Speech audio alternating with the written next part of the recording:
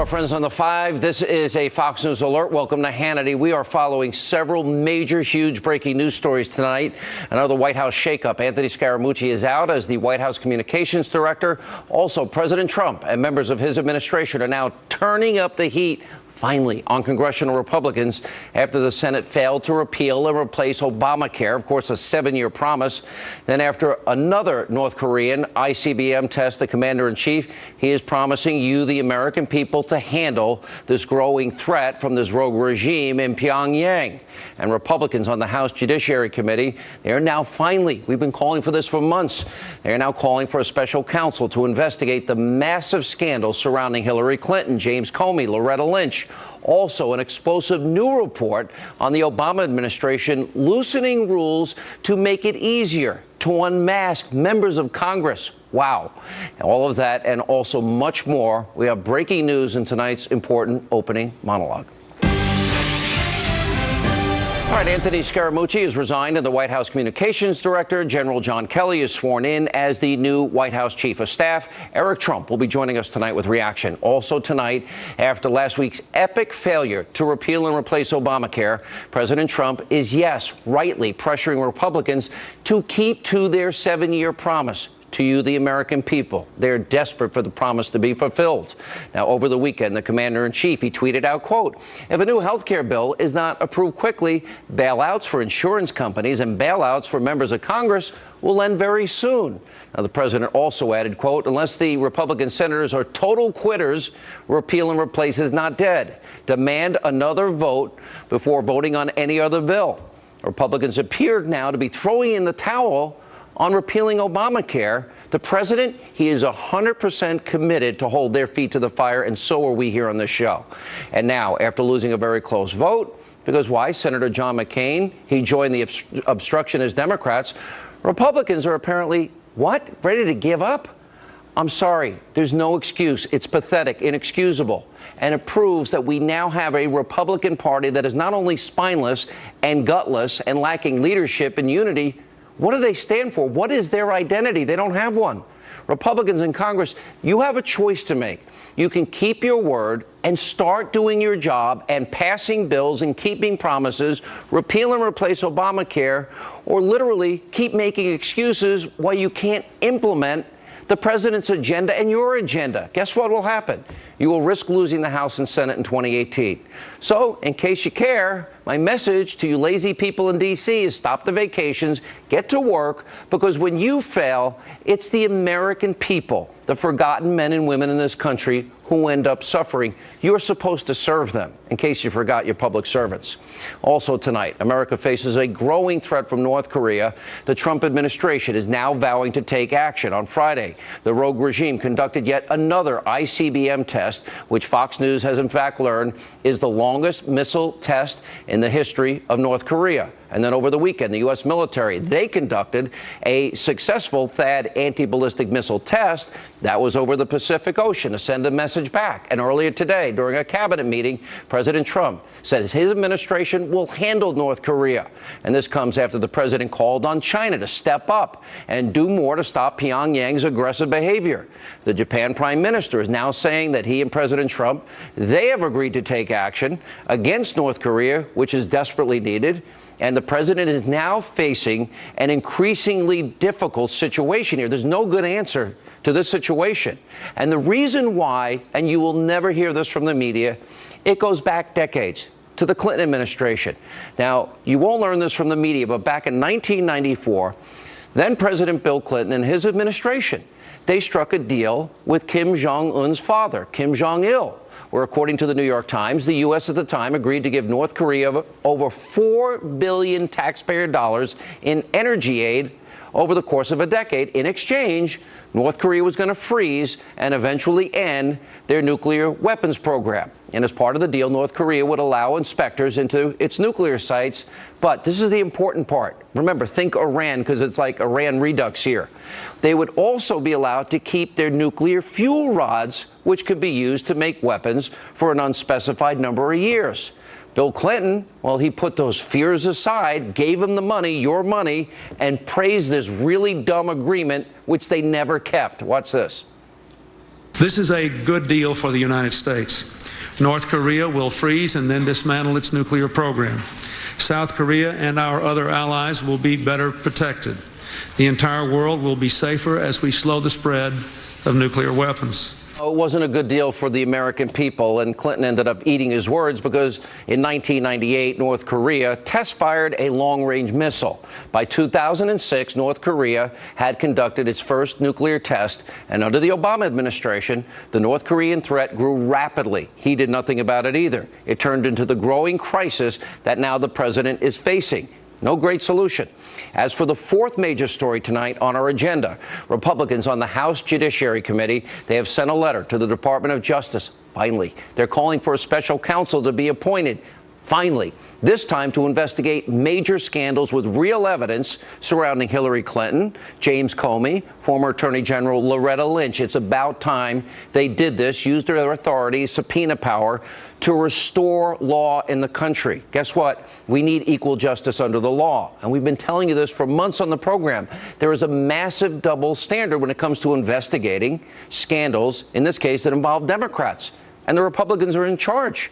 Now, these are scandals that, of course, they destroy Trump, establishment media. They just routinely ignore despite mountains and mountains of evidence. There's Hillary Clinton, her mishandling of top secret, classified, special access program information on a private email server in a mom and pop shop bathroom. We also know that Clinton deleted, imagine if Donald Trump deleted 33,000 emails and acid washed their computers with bleach bit and then smashed mobile devices with a hammer the way she did. And then, of course, her lawyers did turn over BlackBerries to the FBI, but guess what? They didn't have SIM cards. Then there's the real Russia collusion story, the Uranium One deal, which I predict will be the biggest news to come out in the next year or two, where the Secretary of State, remember, she approved handing over up to 20% of America's uranium, the foundational material of nuclear weapons, to Vladimir Putin and the Russians, all while people involved in the deal in Canada, they kicked back over $145 million to the Clinton Foundation.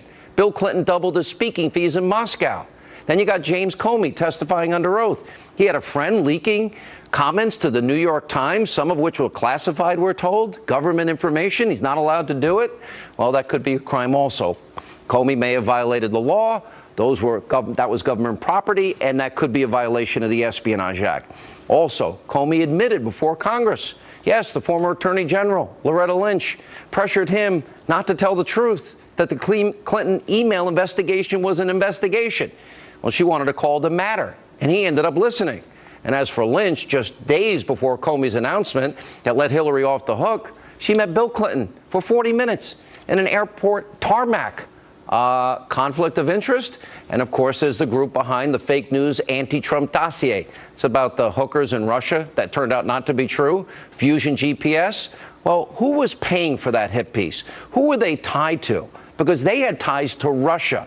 And as we've been saying for months, the evidence is overwhelming, staggering, and incontrovertible, and the Justice Department needs to do the right thing, appoint a special counsel, get to the bottom of all of these scandals. Also, finally tonight, a stunning report from our friend John Solomon at The Hill about how former Obama Director of National Intelligence James Clapper made it much easier to unmask members of Congress. Really? And their staffers?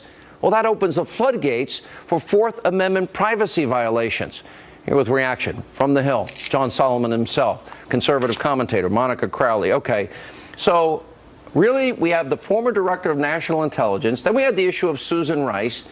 Then we learned from your friend Sarah Carter that the general counsel of the FBI is being investigated for also leaking intelligence information.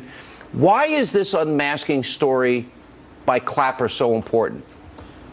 Well, it goes to a very important issue, which is the Founding Fathers created a separation of powers, right? They said the Congress and the executive branch and the judiciary were supposed to be independent co-equals.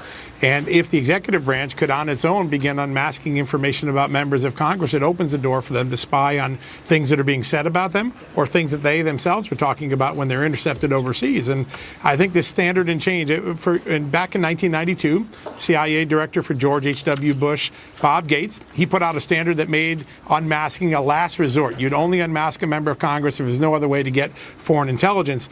James Clapper, and maybe leading up to the point where James Clapper issued this menu, there may have been some changes. Change it to a standard of convenience, which is if it helps you understand a report, you can unmask a member of Congress. Privacy issue and a separation of powers issue, I think. But then we got General Flynn was leaked on. That's a felony. That's a crime. I am hearing, and my sources are telling me, that huge names in the Obama administration, we have Susan Rice, now we're looking into Clapper, but names that everybody will know are going to also be revealed in this scandal, that this was widespread at the top. Are you hearing that? Yeah, yes, and in fact, if you look at the rules, one of the things that Clapper did is he widened the circle of people that could unmask a name without any written permission. It used to be just the Defense Secretary, the Secretary of State, the President, the Vice President, and the National Security Advisor, the only 5 people to have special access to unmasked information. When Clapper put out the rules in 2013, it expanded to all of their deputies and all of their advisors. And I think that's going to be an interesting area for us to look at in the weeks ahead. All right, Monica, let me ask you this. So the Republican Party, they're not accomplishing their promises. They're not keeping even a simple one like repeal and replace. I was very happy the president really went in and said, do your job, don't quit. But more importantly, they have subpoena powers.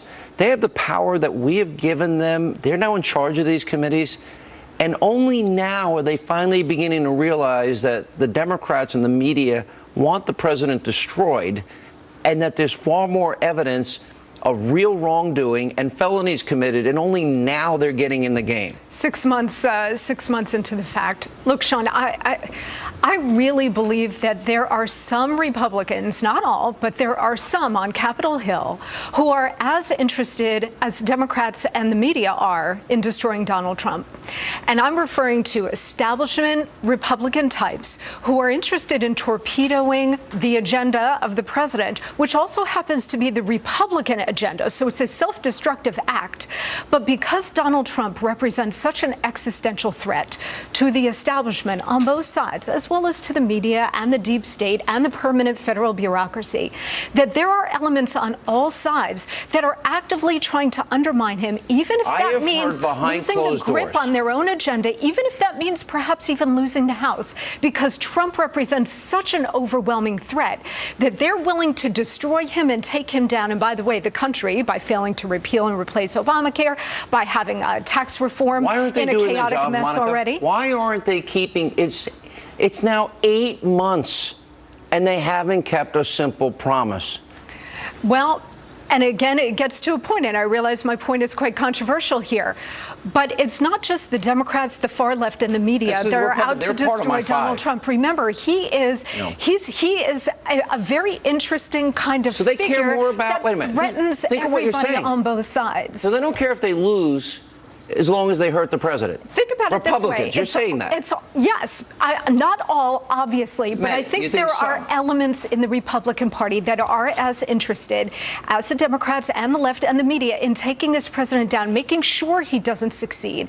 Remember, you and I have talked about this repeatedly, that Donald Trump needs to deliver one thing. That's a booming economy. He needs congressional help to do that. The two elements of that are tax reform and repealing and replacing Obamacare. Do you expect this is going to happen on his economic plan?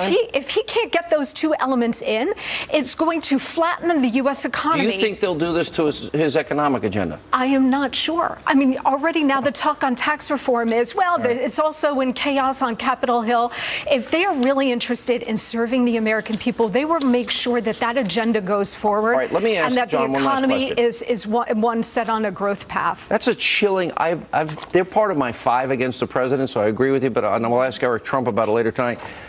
Do you believe that, based on the information that you haven't shared with us yet, and I know you're investigating every day, Sarah Carter is as well, that this whole narrative flips? Because I believe it will boomerang. I do think that there's a growing number of lawmakers beginning to ask questions that they weren't asking at the beginning of this controversy back in January. And one of the interesting things about Congress, when something hits their backyard, they always seem to take it a little more seriously than when it's just in the media. Today's story is about members of Congress' own privacy, their own separation of powers potentially be putting at risk. And I think people are going to ask some questions about this and how did we get to this point? To Monica's point, I think there's another dynamic that goes on. Lawmakers always worry about getting reelected themselves, right? And they're always afraid that someone's going to accuse them of being soft on terrorism if you don't give the intelligence community all it wants. I think people will go back and look at 2013 and ask some important questions. Right. Yeah, I will say this. I love our intelligence community, and they risk their lives to keep us safe. And the 99.9% do such a good job. But if the tools we give them, the weapons of intelligence, are turned on the American people, the way we're discussing here, that is the foundation of a police state. So that 0.5% or 0.5% that might be misusing it, that's the deep state.